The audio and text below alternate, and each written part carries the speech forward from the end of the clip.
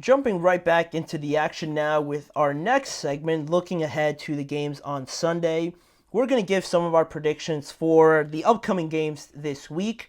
There's 13 games on Sunday rather than last week there being 14 because there's actually two games on Monday Night Football. So we're going to leave it until Monday to predict those games. But for right now, unfortunately, I don't have a graphic. It wasn't working before for me, so apologies for that. I'll try to have it up tomorrow. But through having some of these first 7 games of the Sunday slate, we're just going to go through them, give you guys my picks, and explain why I feel strongly about these picks. I haven't looked back through these either.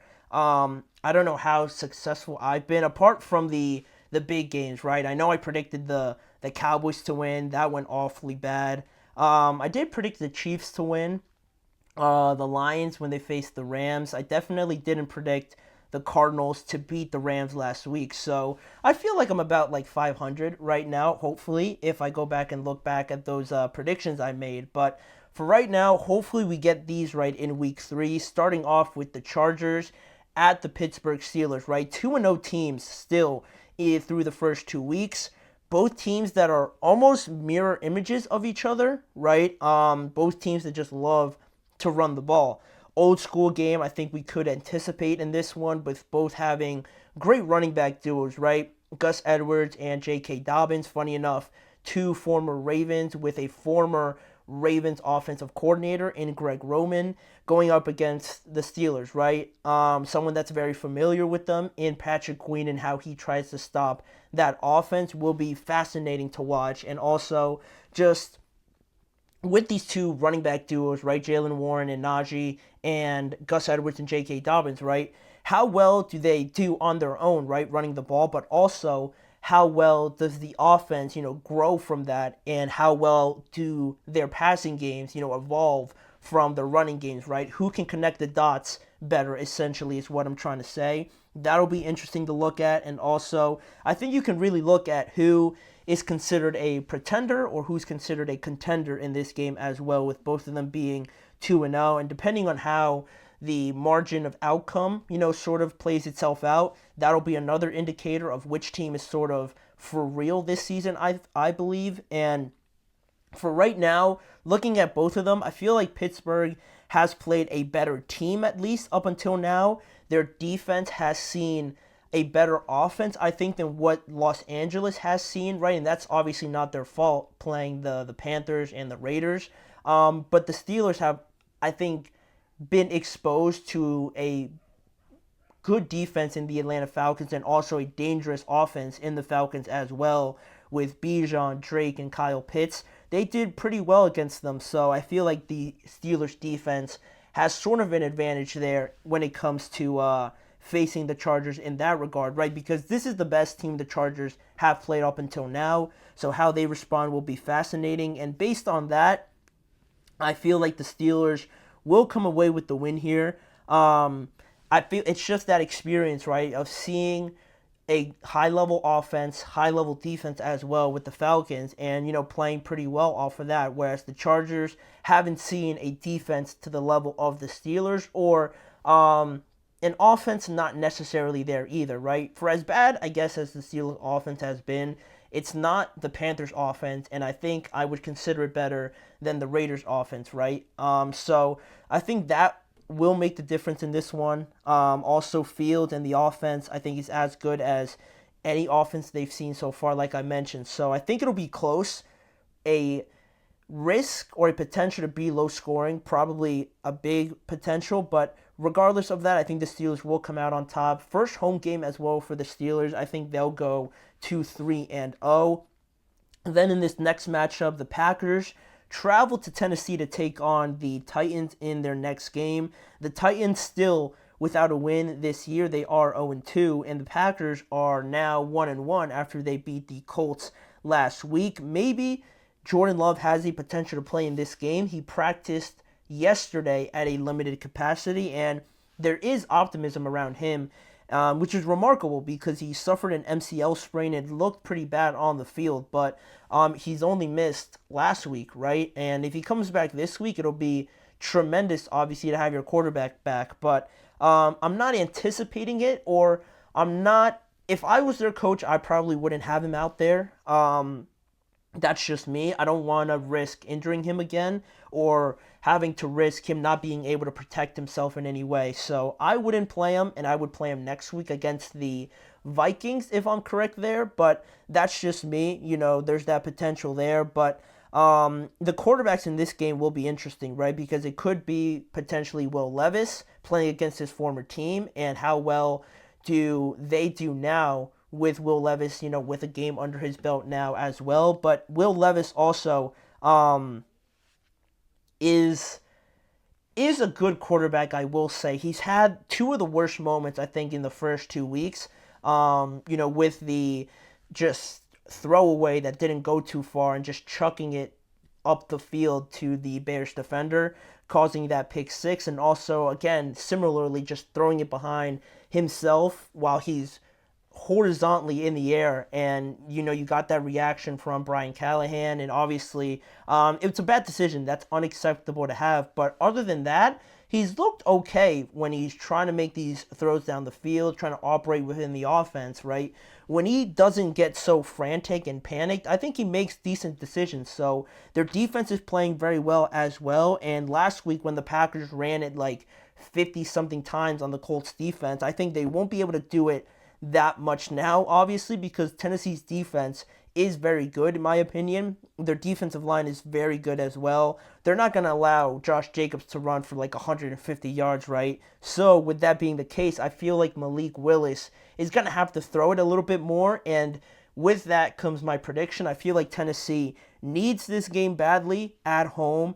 I feel like Will Levis will respond, and I believe they're gonna win this game in a close one. I think it's going to be close regardless, but Will Levis will play better, and the Tennessee Titans will have enough to beat the Packers. And then the next game is a big one. The Houston Texans playing at the Minnesota Vikings. Two great weeks so far for both of these teams. The injury status of Justin Jefferson will be big. How concerning is that if he's able to go in that game? It's looking like he'll be available, but you never know. Another great team visiting Minnesota after last week. The San Francisco 49ers came in, but the Vikings won that game, and this is definitely the best team Houston has played so far. They almost lost in week one on the road to the Indianapolis Colts, and I would guarantee that the Vikings are better than the Colts at this stage of the season. So this is going to be a great matchup for both of them. I think the Texans defense is going to be certainly challenged with the play calling of Kevin O'Connell, and likewise the Minnesota offense is going to be challenged by this defense as well, because they are super talented everywhere, and the offense as well. This is right up there with the best offense they've played. Probably better than the 49ers one, right? Because they were without Christian McCaffrey. So great test for both of them.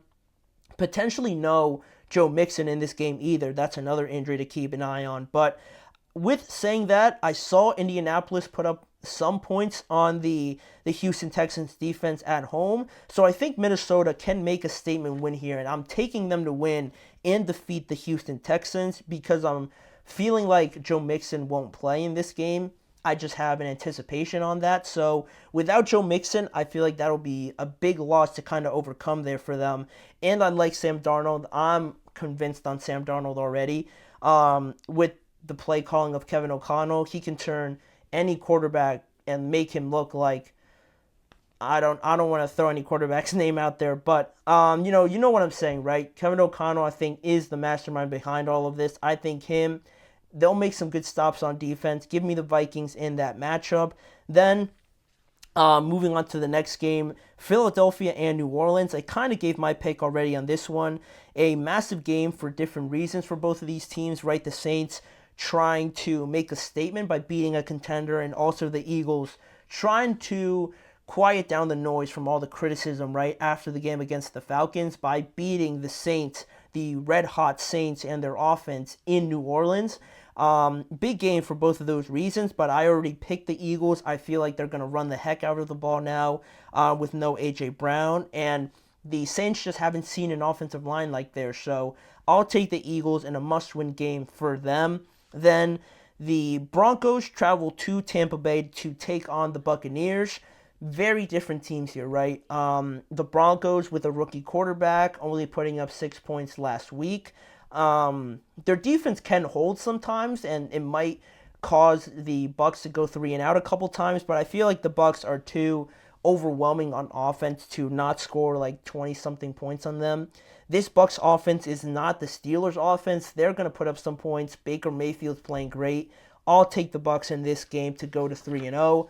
Then the last couple games here, the Giants travel to Cleveland.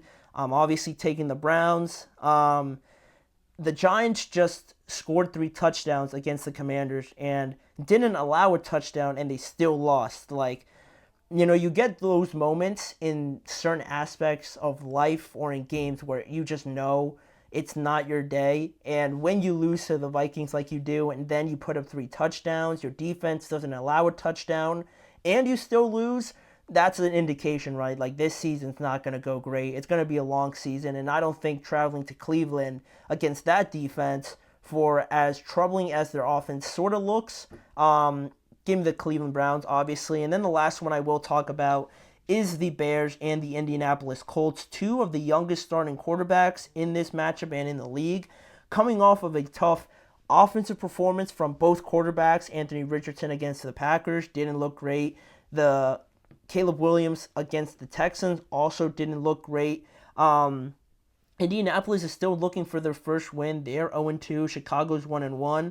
And their offensive line for the Bears is obviously the biggest issue, whereas the Colts' biggest issue is the running game, or the defending the running game, excuse me. So it's funny how those two things connect, because my biggest thing for the Bears is trying to run the ball more to protect Caleb Williams from taking those hits and trying to establish it more with a running game. You don't have Caleb dropping back 30, 40 times a game and just risking him getting hurt on those plays because they can't hold up for more than half a second. So trying to incorporate the running game a bit more, even though it hasn't been great for the Bears, I think they'll try to do it now. There's no DeForest Buckner or Ebukam for the Indianapolis Colts, right? They're 2 best pass rushers and obviously run defenders, so they're not going to be there. I think it's too easy not to run the ball a lot in this game. I'll take the Chicago Bears. I like Caleb Williams finally having sort of a breakout game and winning this contest. Unfortunately, the Colts will go to 0-3. Chicago will move to 2-1.